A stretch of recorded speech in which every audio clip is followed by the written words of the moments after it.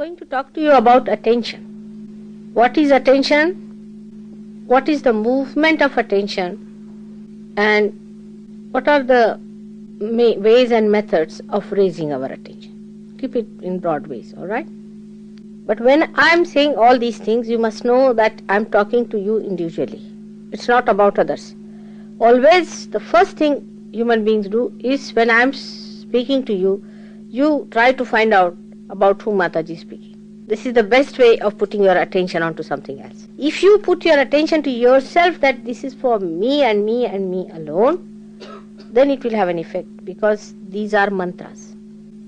And that's why it is wasted, because whatever is given to you is thrown onto another person. So the attention that you have is the only way to know the reality. Your own attention is important, not the attention of others or your attention on others. This must be clearly understood. If you understand this point, that the whole thing is to be consumed by you through your attention to raise yourself to a higher situation, it will work out. Otherwise it is like giving food to you and going to another person who is getting nourished while you are getting nothing. And that person also may not be able to get nourished because he doesn't know that you are throwing it to that person. So today, as I am going to speak to you about attention, you should know that your attention should absorb all that I am saying. It is not meant for anybody else. You better sit in thoughtless awareness. That's the best way, so that it goes into you. Otherwise, it's like a lecture, that you listen to me has no effect. Every lecture will transform you, because after all I am speaking. But because you always think of others and you think of your problems all the time, something nonsensical is going on about which you are worried, and the attention is so overloaded that whatever is said to you doesn't go into you. So just now utilize it by being attentive and knowing that all these nonsensical things have no value. It's your attention that has to come up and has to grow. So attention is the whole of the canvas of your being. It's a complete canvas. Is the attention. Complete canvas of your being is the attention.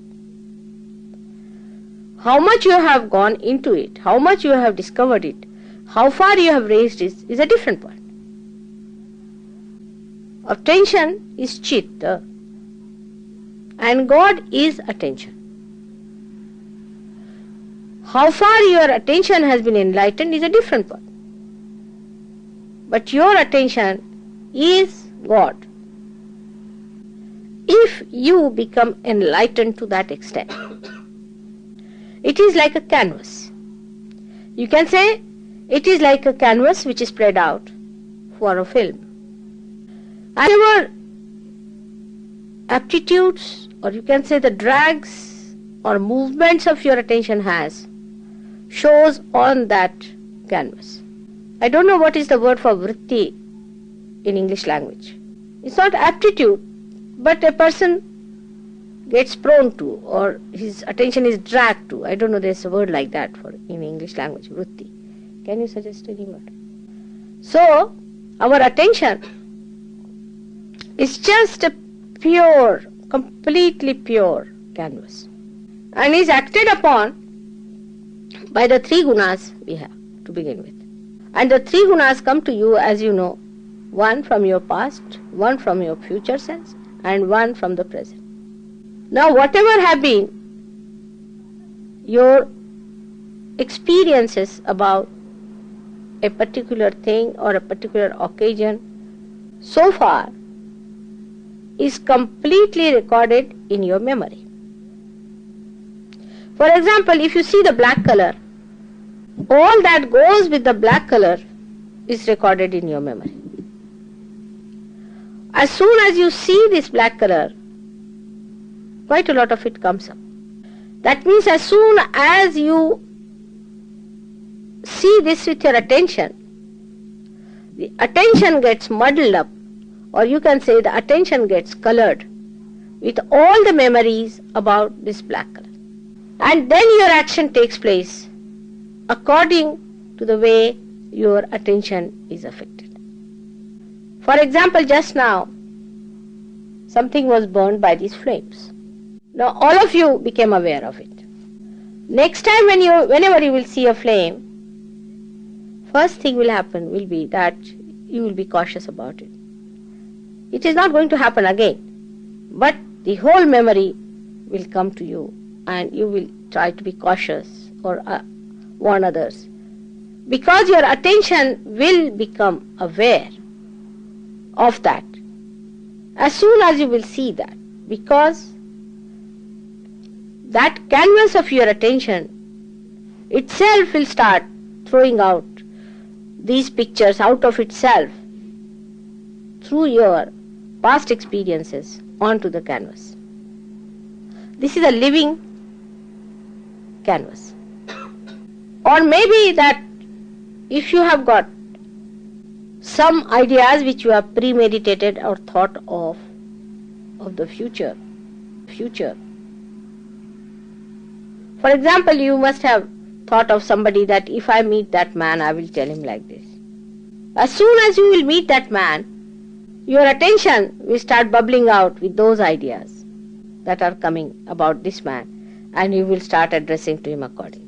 It's all stored up within you, whether it is about the future or about the past, is given out of the attention through that bubbling process, which depends on your dragging nature. Where are you dragged? That's called as vritti. But I don't know what you call it in English language. I don't know what you are prone to.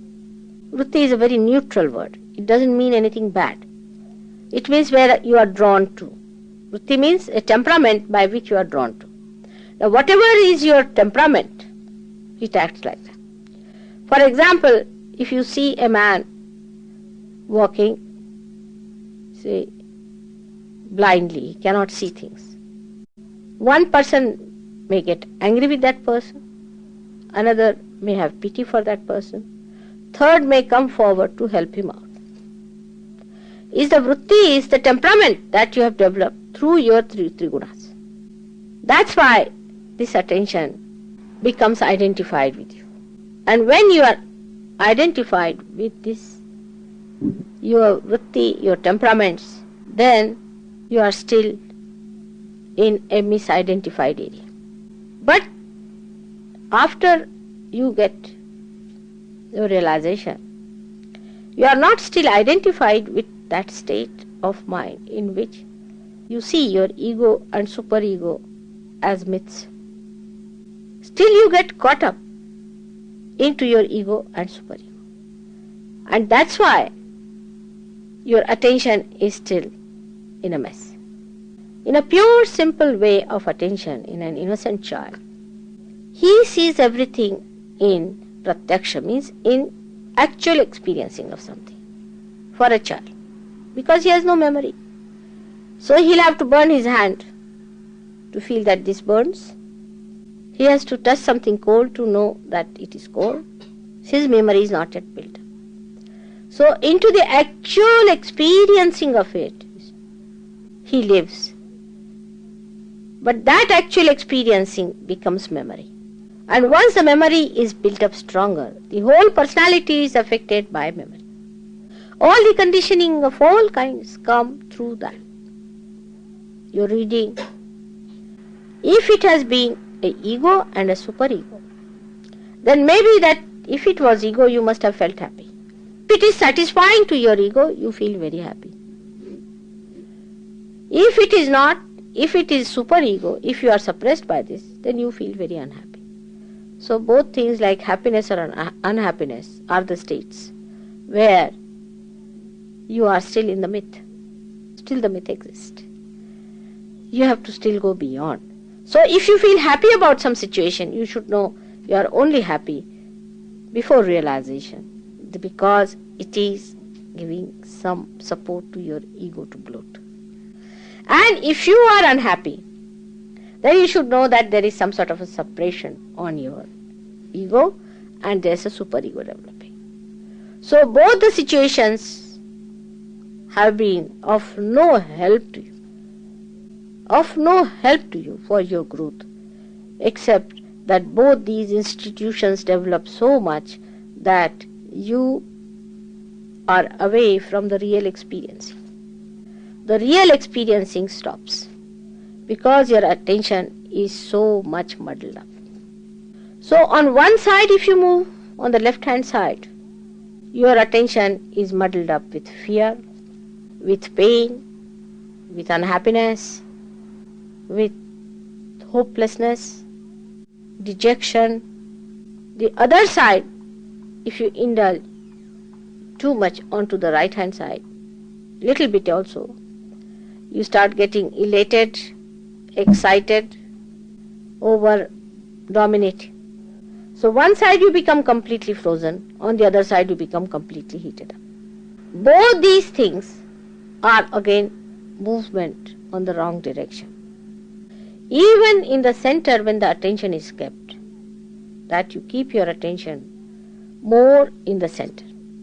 There also, because it's a very sensitive point, it doesn't stay there. For example, when we say use fire, we can use it for burning the house. In the same way, we can use it for creating smoke. But we can also use this fire in its proper way, if we use it in its proper proportion for cooking the food, for giving us light. If it is too much, it can burn like a big fire. If it is too little, it can burn like smoke. But in the center, when you know how to balance it, then you can use it for your own purpose, for cooking or for giving light. And then for a puja too. Realization is the only way. By realization, your attention gets higher and gets separated from that strata from where these things bubble in. You understand my point now? The strata goes higher. The attention goes higher, at a higher state. And these things that used to bring in, by right side movement you get big shape, confusion. First you get confusion. The attention, though after realization comes up, still on the sides they just go down, this side or that side, according to your vrittis. And when these identifications still act in them, they are prone to go down again and there, and again start bubbling out the same thing as they had.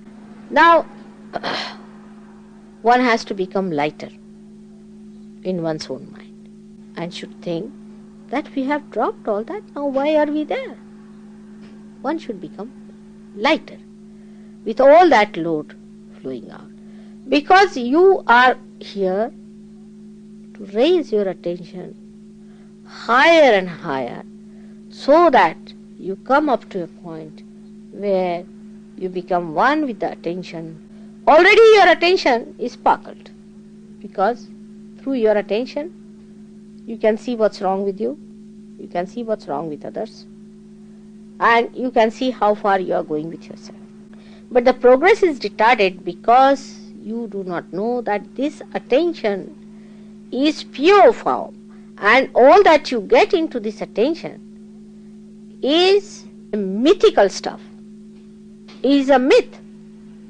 If you drop this myth gradually, treat everything as a myth and not depend on becoming unhappy or happy, just seeing the thing, your attention will take a flight and it will be at a much higher level residing there. So the difference between a person who is a realized and a not realized is this, that the attention which was giving myth as reality to you is gone now, is gone higher. It can see that it is myth. Attention can clearly see that it is myth, and you can see that yourself and you can remove yourself from that. That, of course, I have to give you a push, no doubt, and I am working hard on that to give you a push. But you should also know that mythical things must be dropped down. Otherwise you will not grow. All mythical things must be dropped down. And the best way to do it is to be in thoughtless awareness. Because as soon as you transcend these three gunas, you become thoughtlessly aware. You have to cross Agya. Once you cross Agya, these three gunas absolutely you go into a state where you're gunatit, you're beyond gunas. So you do not deliberately do anything, but it just works out. So now for you, because you are enlightened now, is to understand that our attention has to move higher and higher at a higher space. Now actually what has happened in realization? Your Kundalini has risen and has come up. Just like you can say a small thin hair, one hair, say, and that has broken your sastra. And now the grace is flowing into it. But it's a very small movement that has taken place, of course, which is a very difficult movement, no doubt, but it has taken place. Now, you have not expanded like this. Your chakras are only pierced in the center. But the rest of the attention is still intact. Actually, it is so intact that you don't even feel that it is pierced. Now you have to expand that, open it out, so that more strands of Kundalini can rise.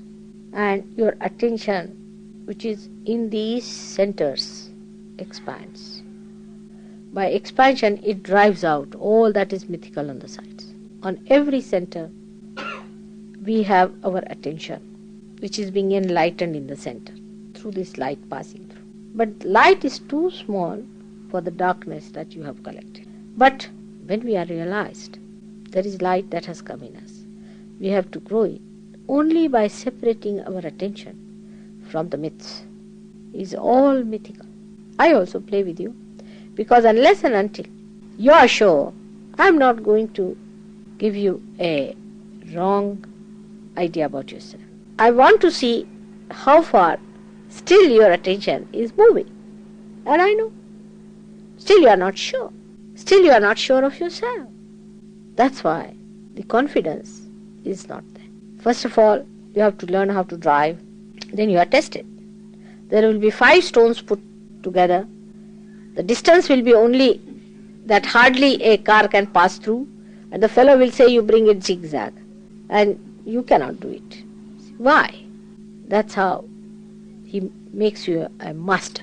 The mastery of your attention will come when you will start seeing that it is all a myth that upsets you. It's all a myth that upsets you. Just throw it away. Just throw it away and understand that you are the eternal attention, that you are the eternal life. That only thing that keeps you away from it is ignorance, and the ignorance is too simple to understand, that you have accepted myth as truth. Just drop it. It's all myth. You'll be amazed how your attention will rise. And you'll see all these nonsensical things which used to frighten you or to elate you will drop out. And you'll just smile at it. And then only you are going to enjoy yourself fully, because your attention will be completely drenched into the bliss of self. I am saying you will, I say you are already drenched into that bliss. Keep it up. Now how to do it? Actually in every day-to-day life. How to kill the memory of the past. To kill the memory of the past is to have new memories. You must remember when you got your first realization. Always think of it. Whenever any such memory comes to you, you try to think how you got your realization. Any memory that is troublesome or even so-called elating, you just try to remember how realization has come to you. When you feel aggressive about something or angry something, just try to remember how you felt the joy of surrendering. Just think of that joy of surrendering, of dissolving yourself. So the new memories must be built up. If you start building up new memories, then you will start collecting moments to establish other moments which have such memories. Like a memory when you try to help somebody. You raise the Kundalini of someone. Now the problem would be when you will be raising the Kundalini of others, you will be in thoughtless awareness. There won't be any thought. And thought is the only thing which impresses. But that time you can record the joy of raising the Kundalini. if you could record the joy of raising the Kundalini of others, you will feel a new wealth of these beautiful moments will be accumulated. And all those moments which were giving you confusion or fear or so-called unhappiness and happiness will drop. And pure joy will remain. Because now most of the experiences you have had are more of joy. Joy has no thoughts. It's just an experience, pratyaksha. That's why I said you keep your eyes open. I hope you will understand what I mean by that. May God bless you.